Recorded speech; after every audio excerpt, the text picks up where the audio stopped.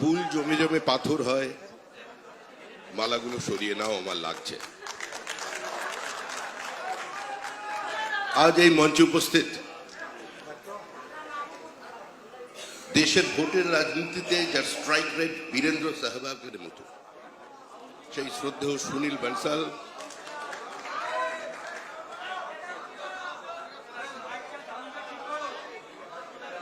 রাজ্যের বিরোধী দলনেতা যিনি কুচবিহার থেকে কাকদ্বীপ পর্যন্ত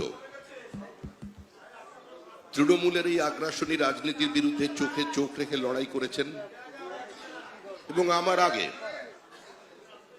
তার বক্তৃতায় তিনি বলেছেন তিনি দপ্তর ছেড়ে এসেছেন, তিনি আমন্ত্রণে এসেছেন, এগুলো সবই অতীত।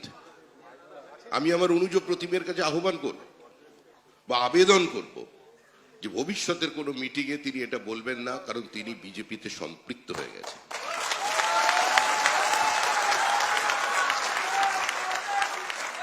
মঞ্চে উপস্থিত যিনি একসময় অপ্রাসঙ্গিক বিজেপিকে কার্যত রাস্তায় নামিয়েছিলেন, এবং আমাদের আরেকজন প্রাক্তন সর্বভারতীয় সভাপতি নীতিন গডকরি ন্যাশনাল এক্সিকিউটিভের মিটিংয়ে যাকে দেখিয়ে বলেছিলেন যে ভারতবর্ষের বিভিন্ন প্রদেশের সভাপতিকে রাহুল সিনহার থেকে শিক্ষা নিতে হবে। উপস্থিত সেই রাহুল সিনহা। মঞ্চে উপস্থিত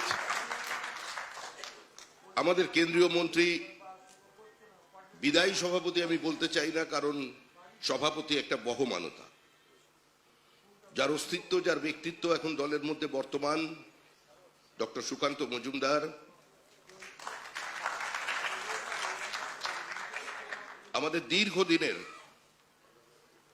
পরিবারের সদস্য, বিজেপির বিভিন্ন দায়িত্ব পালন করা শ্রদ্ধেয় শ্রী প্রতাপ ব্যানার্জি, যিনি আয়োজন এখানে উপস্থিত ভাই অমিতাভ চক্রবর্তী, আর যারা আজকের সুনীল বনসালজির এই উদ্যোগকে বাস্তবায়িত করতে এখানে উপস্থিত হয়েছেন, শ্রী রাজকমল পাঠক, শ্রী রাজু ব্যানার্জি, শ্রী রিতেশ তিওয়ারি, আরো যারা আছেন, প্রত্যেকের নাম বলা যাচ্ছে না। আর যারা এখানে আছেন তারা প্রত্যেকেই বিজেপি, যারা আমার আগে থেকে সংগঠনের সঙ্গে আছেন। আমার সামনে সুশান্ত পাল বসে আছেন, কর্নেল সব্যসাচী বাগচি আছেন, কাদের নাম বলবো? প্রত্যেকেই তো বিজেপি আছে, আর বিজেপি ছিলেন। কোন টিচার, শিক্ষকের কোনোদিন কোনো রিটায়ারমেন্ট হয় না, কোন ডাক্তারের কোনোদিন রিটায়ারমেন্ট হয় না, কোন উকিলের কোনো সময় রিটায়ারমেন্ট হয় না, যত দিন যায় ফিস বাড়ে।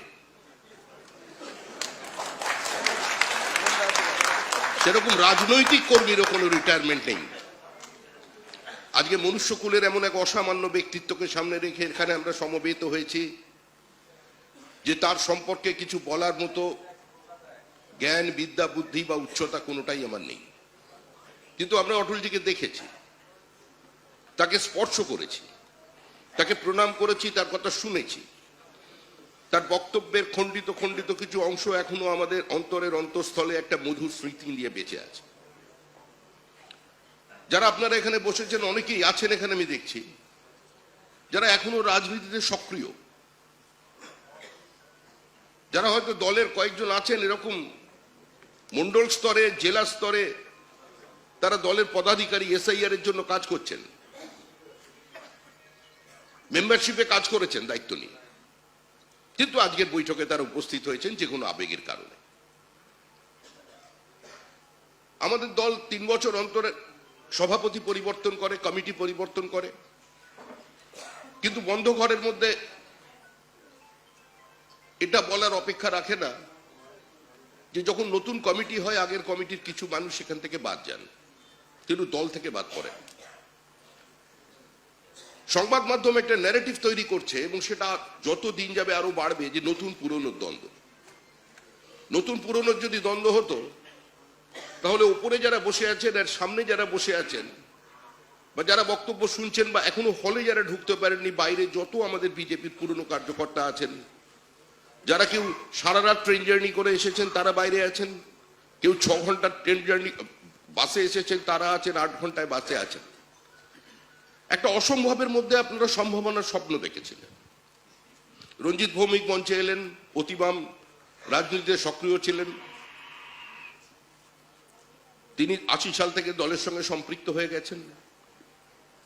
এই যে আজ সকালে নরেশ কোঙ্গারের সঙ্গে দেখা হল, নরেশদাও অতিবাম রাজনীতি করতেন, অত্যন্ত ভালো বক্তা, এবং তার পলিটিক্যাল বিশ্লেষণ নিঃসন্দেহে তিনি যেগুলো বলেন সেটাই হয়। নরেশদাও আজকে এসেছেন। কিন্তু যখন আপনারা দলে এসেছিলেন তখন জানতেন তো পরাজয় নিশ্চিত, জমানত বাজেয়াপ্ত হবেই। তাও কিন্তু আমরা দিনের পর দিন কাজ করেছি একটা জিনিস জেনে, যে আমরা পশ্চিমবঙ্গের মাটিতে থাকতে এসেছি, চলে যেতে আসিনি। শ্যামাপ্রসাদ মুখার্জি, যাকে দলের সদস্য করেছিলেন হরিপদ ভারতী, আচার্য দেবপ্রসাদ ঘোষ, শ্যামাপ্রসাদ মুখার্জির আকস্মিক মৃত্যুর পর যিনি সর্বভারতীয় সভাপতি এবং পশ্চিমবঙ্গের সভাপতি ছিলেন, অটল বিহারী বাজপেয়ী, তাদের সম্পর্কে কি কথা বলতেন? অটল বিহারী বাজপেয়ী আমাদের সামনে বসে বলছেন, আমি ছিলাম, রাহুলরা ছিলাম। তার শ্রদ্ধা কিরকম ছিল পশ্চিমবঙ্গের আমাদের সভাপতির প্রতি? अटल जी बोलছেন যে हम भाषण देते देते थोड़ा पॉज देते हैं, इसलिए देते हैं जो मेरा शब्द की स्तर न गिर जाए।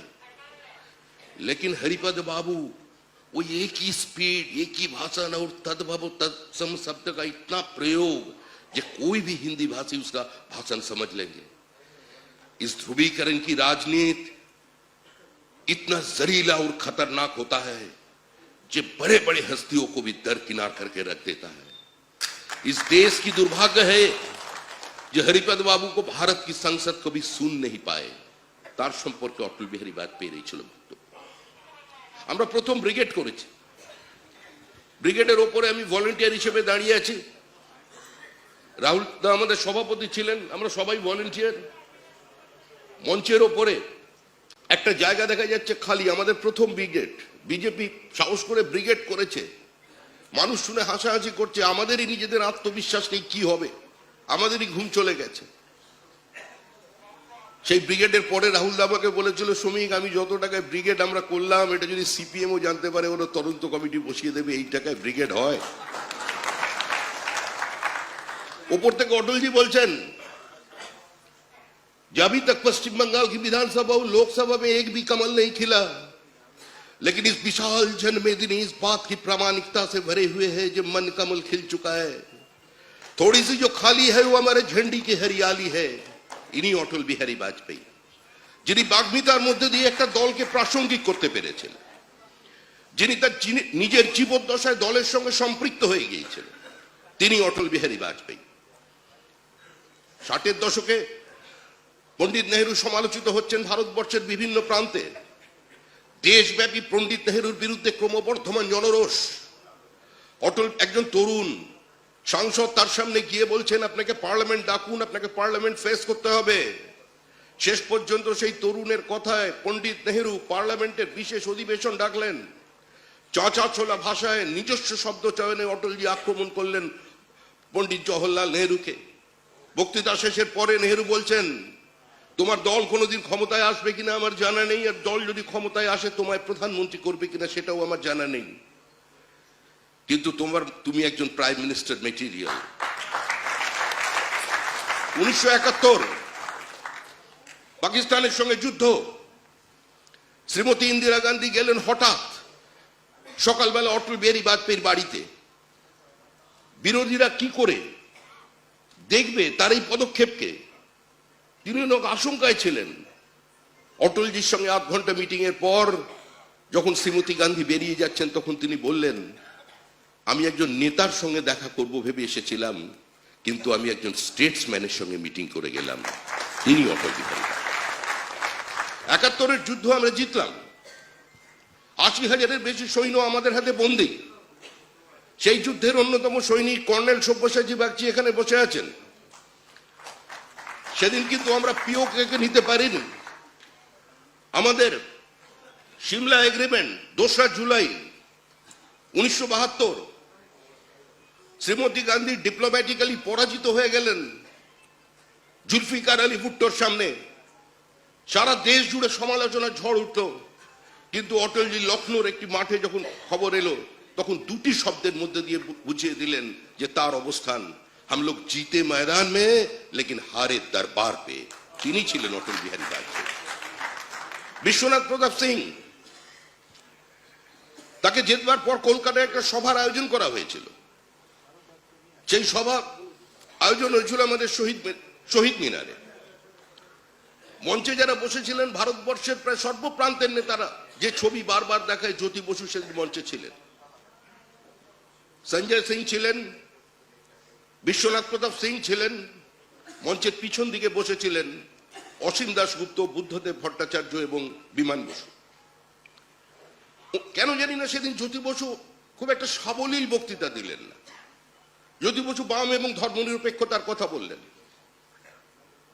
যে ছবি কংগ্রেসীরা বারবার দেখিয়েছে অতীতে, যে অটলজির সঙ্গে তারা হাত ধরেছেন, অটলজি বক্তৃতা শুরু করলেন।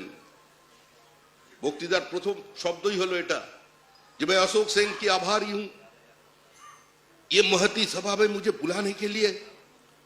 थोड़ी दिन पहले वो कांग्रेस से निकल कर आए हैं और मैं हाथ जोड़कर उसे यही विनती करूंगा फिर से कांग्रेस में वापस लौट के ना जाए। सन 75 में जो कांग्रेस छोड़कर आए थे, अगर वो फिर से कांग्रेस पे वापस नहीं किया होता तो इस देश का स्थिति कोई दूसरा ही दिखाई देता। काने हाथ दिलेन अशोक सेन সমস্ত দিক উদ্গ্রীব হয়ে তাকিয়ে আছে অটল বিহারী বাজপেয়ী কি বক্তৃতা করবেন। খালি একটা লাইনের মধ্যে দিয়ে তিনি বুঝিয়ে দিলেন আমাদের রাজনৈতিক অবস্থান, যে भ्रष्टाचार की कभी दक्षिण या बाम नहीं होता, भ्रष्टाचार केंद्र में होता है, मध्य में होता है, जहरीला नागिन की तरह होता है, उसे काट कर फेंक देना चाहिए। কেন্দ্রের সরকার তৈরি হয়েছে বিশ্বনাথ প্রতাপ সিং এর সরকার। একদিকে বামপন্থীদের নিঃশর্ত সমর্থন, অন্যদিকে বিজেপির শর্ত সাপেক্ষ সমর্থন। অটলজি বক্তৃতা করছেন। आडवाणी কোনোদিন অটলজির পরে বক্তৃতা করতেন না, বলছেন অটলজি का भाषण हो जाने का बाद हमारा भाषण सुनने के लिए कौन रहेगा, इसलिए सब अध्यक्ष पहले बोलेंगे, उसका बाद अटल जी बोलेंगे। অটলজি প্রথম শুরু করলেন, আমাদের অনেকেরই মনে ছিল না, उन्हीं शुरू कर लें अस्त्र लेकर जो अस्त्र के खिलाफ युद्ध करते हैं और बाद में जो विजय श्री का वरदान मिलता है लोग उसे वीर कहते हैं, और जो अस्त्र शस्त्र का खिलाफ निरस्त्र होकर युद्ध करते हैं और बाद में उसका ललाट पर विजय श्री का टीका लग जाता है लोग उसे महावीर कहते हैं। आज वो महावीर के जन्म जाएंगे। তিনি তার অবশ্য রাজনীতিটাকে বোঝাচ্ছেন। তিনি বলে पिछले चुनाव में एक आम मंथन हुआ था, वो मंथन से एक माखन निकाला है, मक्खन अभी छीके पर है और छीके का नीचे एक बिल्ली बैठा हुआ है।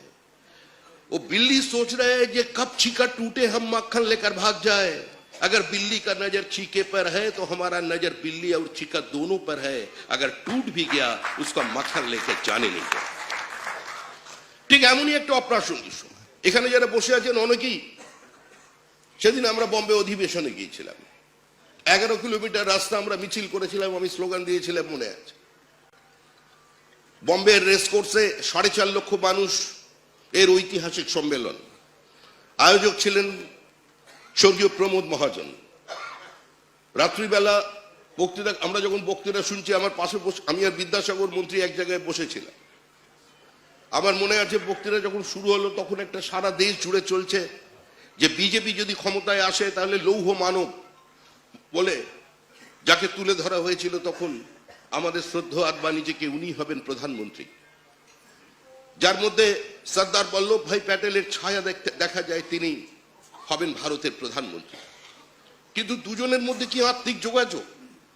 আডবাণীজি বক্তৃতা করছেন, বক্তৃতার শেষে হঠাৎ আডবাণীজি বলে দিলেন সারা ভারতবর্ষের সমস্ত মিডিয়া জানেন পরবর্তী প্রধানমন্ত্রী লালকৃষ্ণ আডবাণী, যে महान परिवर्तन इस देश के दरवाजे पर दस्तक दे रहे हैं, कांग्रेस सत्ता से जा रहे हैं और भाजपा सत्ता में आ रहे हैं और आने वाला काल की प्रधानमंत्री श्री अटल बिहारी वाजपेयी बन रहे हैं।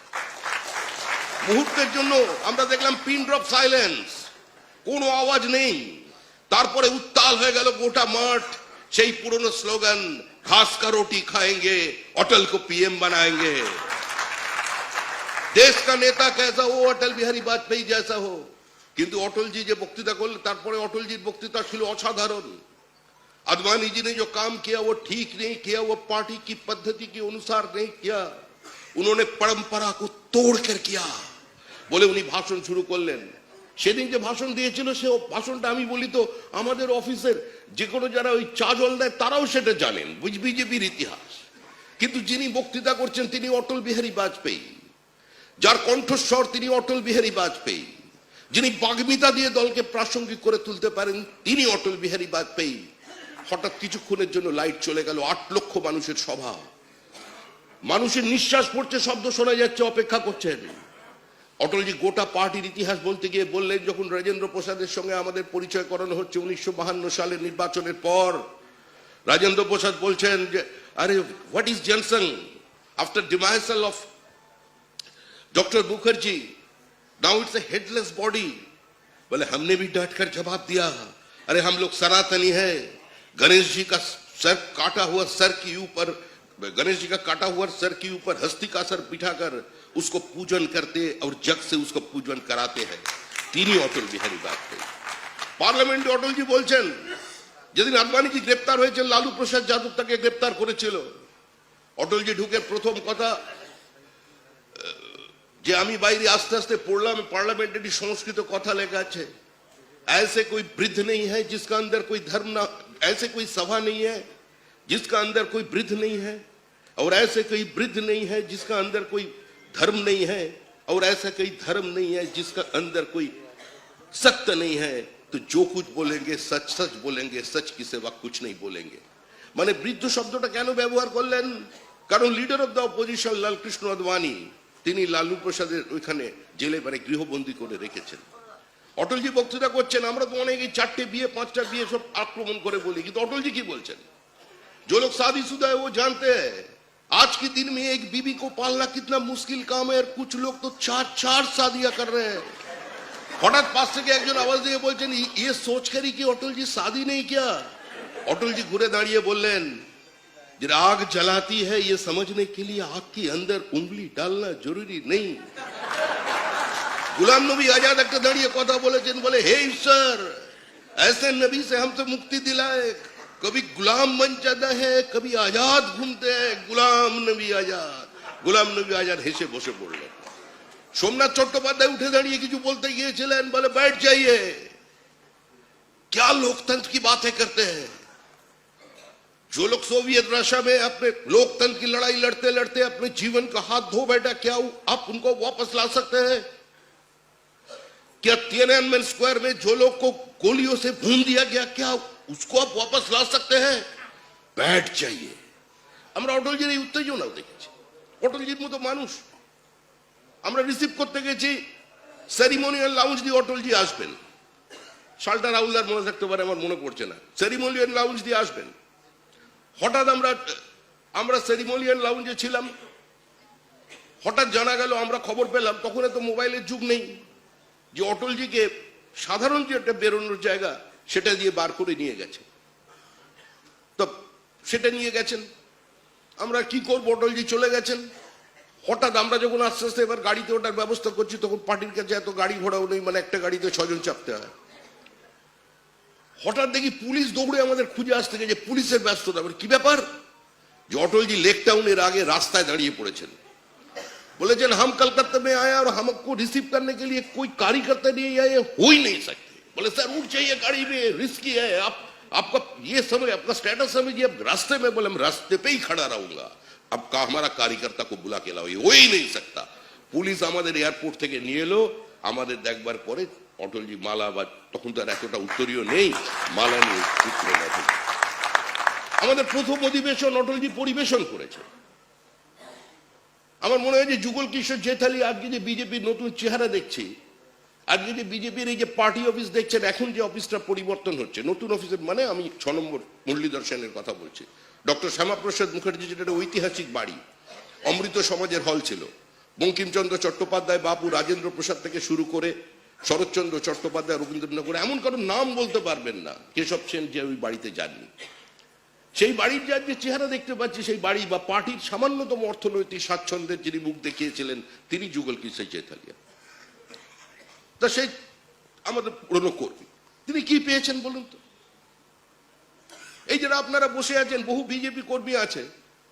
আমাদের মধ্যে একজন বলেছিলেন, আমাদের বীরভূমের কালিদা, যে শ্রমিক এতদিন যে বিজেপি করছো আর হারছো, কি পাচ্ছ বলো? তো নির্মল আনন্দ ছাড়া এ পার্টিতে পাওয়ার কিছু নেই। তো আমি যখন প্রথম জিতেছি, উপনির্বাচনে 10 মিনিট আমি বিশ্বাসই করতে পারিনি আমরা জিতে গেছি। বুদ্ধদেব বাবু, বিশ্বাস করুন, আমি কোনো ভনিতা কোনো বলছি না, 10 মিনিট বিশ্বাসই হচ্ছে না। কারণ আমি আর রাহুলদা দিনের পর দিন পার্টি অফিসে বসে হার দেখতাম। রাহুল একদিন আমায় বলছে, বুদ্ধদেব ভট্টাচার্য একদিন বলে দিল যে যাদের বিধানসভায় কোনো প্রতিনিধিত্ব নেই তাদের সর্বদলীয় বৈঠকে আমরা ডাকি না। রাহুল আমায় বললে, শ্রমিকের থেকে যেটা থাপ্পড়ও মাত্র রাস্তায় দাঁড়িয়ে তাহলে কম অপমান। এবার আমি জিতে বিশ্বাস করতে পারছি না। মানে ইথিওপিয়ার মানুষ না খেতে পেয়ে পেয়ে এমন অবস্থায় চলে গেছিল যে খাবার দিয়েছে, খাওয়া ভুলে গেছে। আমরা হাঁটতে হাঁটতে ওই জায়গায় ছিলাম, কিন্তু আমরা বিজেপিতে ছিলাম, আপনারাই তারা বসে আছেন।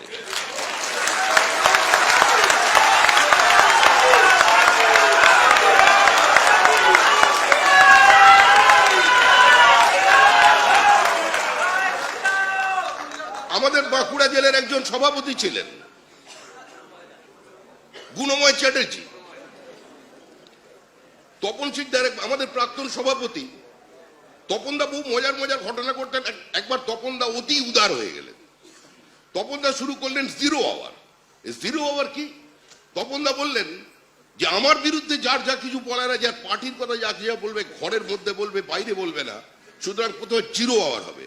0 আওয়ারই তার বিরুদ্ধে বলা হবে। তা হঠাৎ উঠে দাঁড়ালেন গুণময় চ্যাটার্জি, বলে আমার কিছু বলার আছে। কি বলার আছে? গুণময়দা বলে, একদিকে যেরকম তখন তপন শিকদারের জনপ্রিয়তা মধ্য গগনে, পার্টি আর তপন শিকদার কার্ত সমার্থক শব্দ, বলে একদিকে যেমন আমাদের সভাপতি তপন শিকদার আমাদের গর্ব, আবার একদিকে তপন শিকদার, কি ভাষাটা বলবো বুঝতে পারছি না, মানে নেই বলছে পালা বুঝতে পারছি না, মানে পুরো উল্টো একটা ভাষা বার করতে হবে। কেন?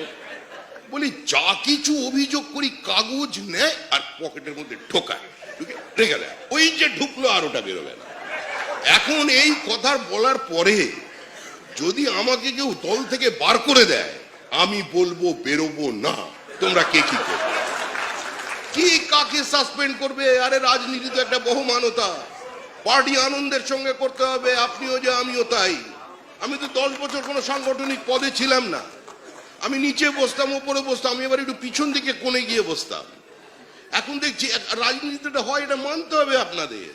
যারা যত বেশি সমালোচনা করবে, যারা ধরুন শুভেন্দু অধিকারীকে যত বেশি গালাগাল দেবেন, জানবে রাত্রিবেলা ওর ফোনটা পাবিও।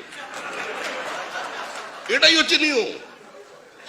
এভাবেই চলছে। আমরা বহু, আমি দেখ 40 বছর হয়ে গেল, আমি এ ধরনের বেশি হয়ে গেছে। এখন আবার এইটা আমার বন্ধু বলে, এটা বলো না, বয়সটা বেশি লাগবে, এটা বলো না, আমারই বন্ধু, স্কুলের বন্ধু, সে বলে।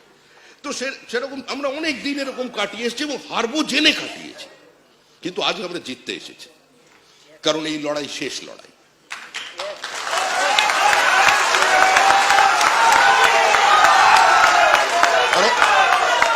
আর অটল বিহারী বাজপেয়ী কেন প্রাসঙ্গিক? দেখবেন একটা যুব সন্ধিক্ষণ তৈরি হয়েছে। বন্দে মাতরমের শ্রাদ্ধ 100 বর্ষ, অটল বিহারী বাজপেয়ীর 100 বর্ষ, ডক্টর বি.আর. আম্বেদকর তারও 100 বর্ষ চলছে। পশ্চিমবঙ্গের সবচেয়ে বেশি জায়গায় তফসিলি এবং তফসিলি উপজাতি সম্প্রদায়ের মানুষ খুন হচ্ছেন পশ্চিমবঙ্গে। সারা ভারতবর্ষের রাজনীতি যে এসটি ওবিসি নিয়ে উত্তাল থাকে, ভারতবর্ষে সবচেয়ে বেশি তারা খুন হয়েছে এবং সবচেয়ে বেশি খুন হচ্ছে পশ্চিমবঙ্গে মুসলমানেরা। যারা গুজরাটের কথা বলেন, চোখের জলে মুসলমানদের জন্য বুক ভাসিয়ে দেন। ভারতবর্ষের রাজনীতির ইতিহাসে কোনো সাধারণ নির্বাচনের পর একটা ব্লকে 5-7 জন সংখ্যালঘু কর্মী বিজেপির পতাকা হাতে নিয়ে খুন হয়েছে, এই দৃষ্টান্ত নেই। যা হয়েছিল 2014 সালের নির্বাচনের পর ইলামবাজারে। মরছে মুসলমান, মারছে মুসলমান, আর তারপরে এখানে ঢুকে গেছে র্যাডিকালাইজেশন। পশ্চিমবঙ্গ আবার 1946-এর অবস্থায় পৌঁছে গেছে। বন্দে মাতরমকে কংগ্রেস খণ্ডিত করেছিল। 1937 সালে এই রাস্তায় দাঁড়িয়ে মিছিল বেরিয়েছিল, হিন্দু মহাসভা বড় প্ল্যাকার্ড বানিয়েছিল যে do not sacrifice Bande Mataram at the altar of communal bigotry. ইন্দোরে মিছিল বেরিয়েছে, বেনারসে মিছিল বেরিয়েছে, লখনৌতে মিছিল বেরিয়েছে, গুজরাটে মিছিল বেরিয়েছে। কিন্তু সেদিন কংগ্রেস নেতারা খণ্ডিত করেছে দেশকে, ভাগ হয়েছে বাংলা। যারা বাঙালির কথা বলেন, বাঙালি তো প্রতারিত। কংগ্রেস রবীন্দ্রনাথের সঙ্গে বিশ্বাসঘাতকতা করেছে, কংগ্রেস নেতাজি সুভাষচন্দ্র বসুর সঙ্গে বিশ্বাসঘাতকতা করেছে। সুভাষচন্দ্র বসুর 30 বছরের রাজনৈতিক জীবনের মধ্যে টালমাটাল থাকতে পারে, কিন্তু সুভাষচন্দ্র বসুকে যদি কংগ্রেস বিতাড়িত না করত, অন্তত সুভাষ বসু দাঁড়িয়ে বলতে পারতেন যে I do not believe in 2 nation, I believe in 1 nation. তাহলে ভারতবর্ষ ভাগ হতো। সুভাষচন্দ্র বসু বন্দে মাতরমকে খণ্ডিত করার পক্ষে ছিলেন না। তিনি Ramananda Chattopadhyay, the father of modern journalism, তিনি তাকে চিঠি লিখেছিলেন 20 তারিখ রাত্রিবেলা কার্শিয়াং থেকে যে আমি 24 তারিখ পৌঁছচ্ছি, আমি একমাত্র বাঙালি ওয়ার্কিং কমিটিতে, আপনি দয়া করে একটু বোঝান। কবিগুরুর সঙ্গে যোগাযোগ করে গান্ধীজিকে বোঝানোর চেষ্টা করুন। 24 তারিখে নেহরুজি এবং পণ্ডিত গান্ধীজিও কলকাতায় আসছেন, তারা উডবার্ন পার্কে থাকবেন, আমি জানি না কি হবে। তিনি আশঙ্কা প্রকাশ করেছিলেন, খণ্ডিত হয়ে গিয়েছিল বন্দে মাতরম। আর সেই খণ্ডিতের পরবর্তীকালে আমরা দেখতে পেলাম minority has a right of self ডিটারমিনেশনের উপরে দুটো জাতির ভিত্তি হয়ে। কমিউনিস্ট পার্টি অফ ইন্ডিয়া তারাও আজকে আমাদের বিরুদ্ধে প্রচার করছেন। কমিউনিস্ট পার্টি অফ ইন্ডিয়ার প্রতিষ্ঠাতা সভাপতি যিনি ছিলেন, প্রতিষ্ঠাতা সদস্য যিনি ছিলেন মুজফফর আহমেদ, সেই মুজফফর আহমেদ নিজের অটোবায়োগ্রাফিতে লিখছেন, Bankim's novel Bande Mataram from beginning to end is full of hatred. It is unacceptable to a Muslim boy who is monotheist by practice like me. এটাই ছিল বন্দে মাতরমের সম্পর্কে তার বক্তব্য। বুদ্ধদেব ভট্টাচার্য 1994 সালে মদনলাল খুরানা যখন ম্যান্ডেটরি করলেন যে সমস্ত দিল্লির স্কুলে বন্দে মাতরম, পূর্ণাঙ্গ বন্দে মাতরম চলবে, কংগ্রেস রাস্তায় নেমে প্রতিবাদ করেছিল যে বন্দে মাতরম সাম্প্রদায়িক। তখন বুদ্ধদেব ভট্টাচার্য বলেছিলেন, আমার ভাবলে আশ্চর্য লাগে বঙ্কিমচন্দ্রের মতো একজন প্রতিভাবান ঔপন্যাসিক কি করে আনন্দ মঠ রচনা করেছিলেন। সেদিন সৌগত রায় বলেছিলেন বন্দে মাতরমের মধ্যে সাম্প্রদায়িকতার গন্ধ আছে। আজকে দেখুন সব যুগ সন্ধিক্ষণ এক জায়গায় চলে এসেছে। বাঙালি হিন্দু হোমল্যান্ডের দাবিতে যে আন্দোলন তৈরি করেছিলেন এন চ্যাটার্জি, শ্যামাপ্রসাদ মুখার্জি, এনসি চ্যাটার্জি, শ্যামাপ্রসাদ মুখার্জি, আর যেই আন্দোলনে সাড়া দিয়েছিলেন মেঘনাথ শাহ, যদুনাথ সরকার, সুনীতি কুমার চট্টোপাধ্যায়, কংগ্রেসের সমস্ত এমএলএ, এমনকি পরিস্থিতির উল্টো দিকে থেকেও পাকিস্তানের দাবিকে সমর্থন করার পরেও সেদিনকার ওই 20 জুন 1947 সালের ওই প্রপোজালে সেদিন জ্যোতি বসু এবং রতনলাল ব্রহ্মণ ভোট দেন। ও ভেতরে ভোট দিলেন আর বাইরে এসে বললেন বাংলাকে ভাগ করলো কে, শ্যামাপ্রসাদ আবার কে। এটাই হচ্ছে বামপন্থীদের চরিত্র। এভাবেই এরা দীর্ঘদিন রাজনীতি চালিয়ে গেছে। তো এই মিথ্যাচারের জবাব দেবার সময় এসেছে। আমি বারবার কেন বলছি যুগ সন্ধিক্ষণ,